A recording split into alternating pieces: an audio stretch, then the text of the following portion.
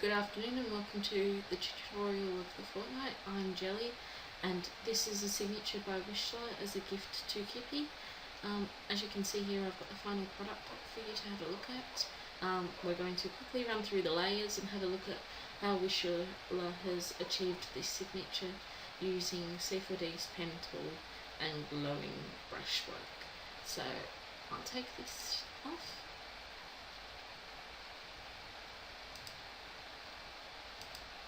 And I've taken the signature down to the bare basics of the background and the render.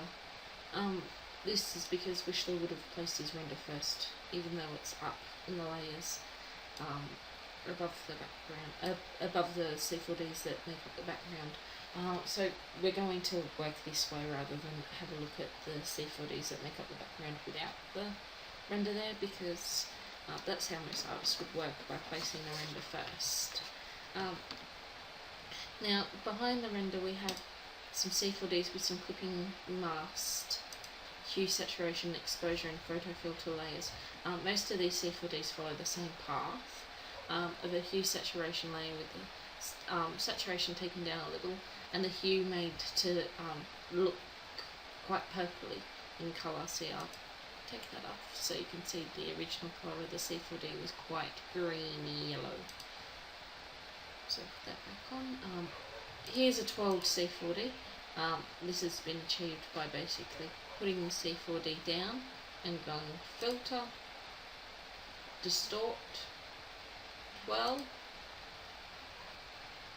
and as you can see it's already been 12, so no need for me to press OK, I'll just press cancel. But 12s are achieved by moving the angle left or right. So this one's been made a magenta colour rather than purple to give it a little bit more depth of colour so it doesn't look too monotone, because purple is going to be the focus colour here, but we don't want to have too much of a good thing. Here's another C4D. Once again with the hue saturation. The exposure layers are basically to just tone down the colours a little bit too, so they're not too vibrant and too bright, and the photo filter is there to just smooth out the blacks a little and make the blacks appear a little bit more purple. Once again with another C4D and the same approach, hue saturation layer with the hue made to purple, the exposure layer. Here I'll put it on the exposure so you can see what exposure has been used.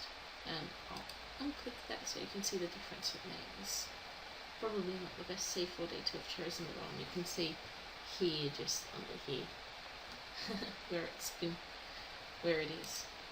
Okay, so there's that exposure layer back, and the photo filter, which is on the quite a bright pink colour and the density on 75%. Okay, so this layer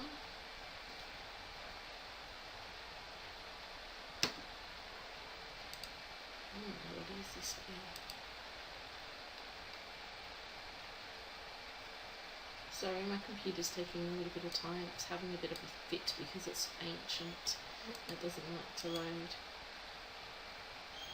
I can't see what it is.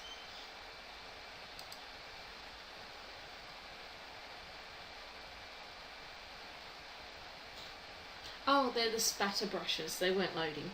Okay, so these are some spatter brushes that have been put down using bright colours in the purple and magenta. Wishlah has then put a effects layer on it. We'll double click and have a look at one of these spatters. And it's been this is one of the magenta ones. It's got a outer glow clicked on the layer style, and it's been put to screen 100%. I'll just take that outer glow off so you can see the difference it makes.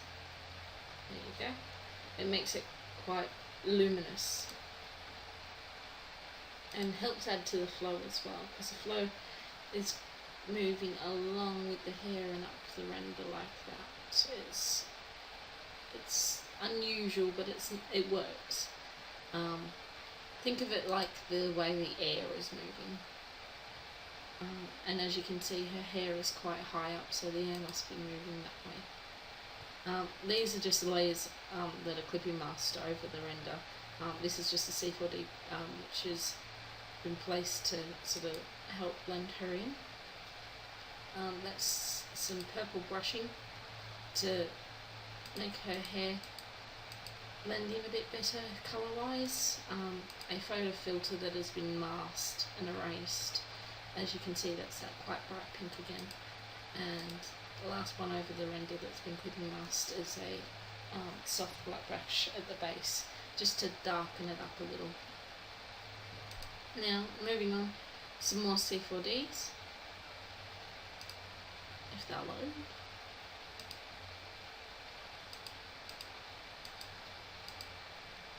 Once again, we have the hue saturation layers there to make them more purple, the exposures to stop them being quite so vivid and bright. Yeah, I'll take that exposure off, you might be able to see a bit better with this one.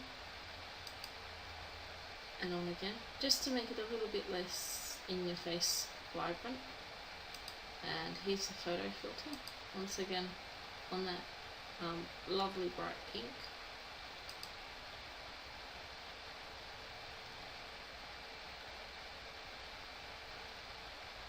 Can't really see with that one. Okay, and now we have another 12 C4D here that's been made magenta. This C4D has been placed to sort of continue the twirl of the other one. There it is, now that it's loaded. And it's got the hue, saturation, exposure and photo filter layer over it. And where Wishlah hasn't wanted the twirl to appear, he's put a layer mask over the top and erase.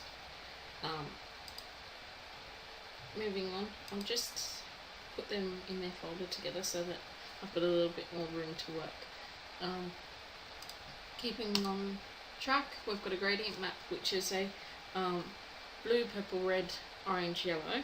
This has been set to overlay at 40%. What I'm going to do is I'm going to put it on normal and 100%, so you can see what it would have looked before the overlay and reduction in opacity. So it just loads. Okay, see how that's quite, yeah. I can't think of the words to explain what that is, but that looks quite pretty with just the overlay, but once you reduce the opacity, it's not quite so oversaturated. So we want that on about 40. The next layer is some pentel lines, which have got an outer glow, which is basically just another screen outer glow. I think this one has a reduced opacity of about 35%. 30 is close.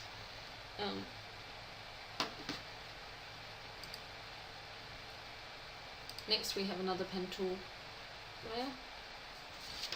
This one's on purple and this one's been set to an outer glow on screen on a slightly lower opacity. So it's on 25, I believe. Moving up, our next layer is just some work to help the lighting, so that's the same for layer 9. It's just lighting work over the render to compensate for what the gradient map did. Next gradient map. This one's just a basic black-white gradient map which has been set to luminosity on 35-ish%. This is just to make the colours pop a little bit more and to add some more depth of black. Moving on, some soft brushes of black, just to help make the focus on the focal. Moving on, some nice bright soft purple brushes. These would have been done using a soft brush about 35 picks. I'll just get using that beautiful bright purple.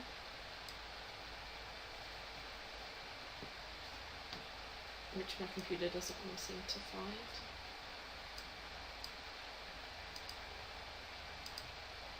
Now that's been set to linear dodge on 62%.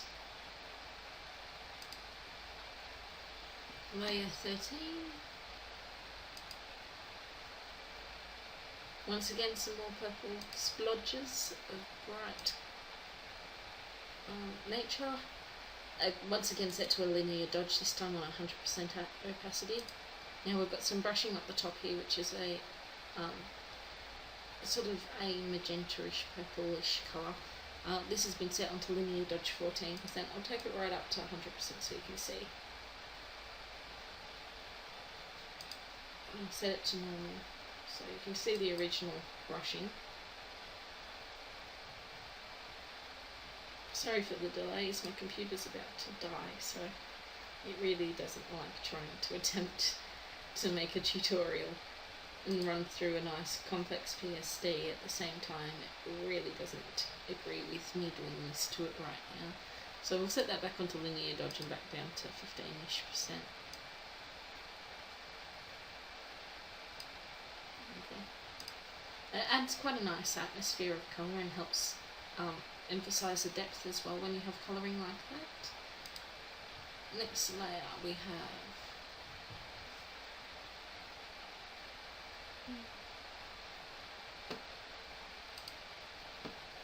another linear dodge layer. This one is just some nice magenta and purple splodges on the pencil lines. These have been done with a low opacity brush just to help with the glow effect. Next layer we just have some black brushing at the base just to once again help with the depth of colour. We've got a sharpen layer here, and then we've got a layer which has been brightened a little, very little, not very much at all, and it's been set down to 50%.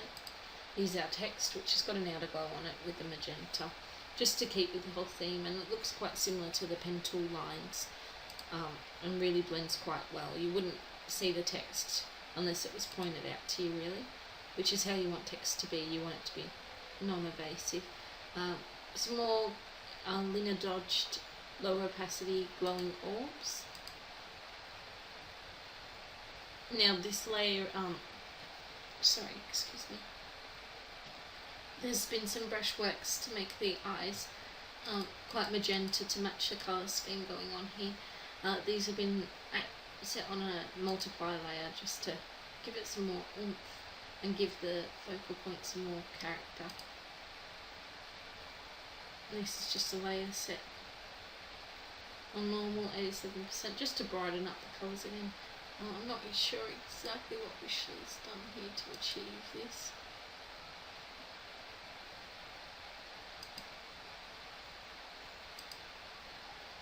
Some more black brushing just to, once again, depth of colour.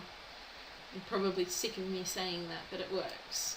And you have to sort of layer and layer and layer and layer and sort of work really slowly and on low opacities to achieve these sorts of effects. Because if you go in guns blazing and try and attempt a colour scheme and changes and glowing like this, just on 100% in one layer, it's not going to work. You have to build up the layers and layer and layer and layer and work for a long time.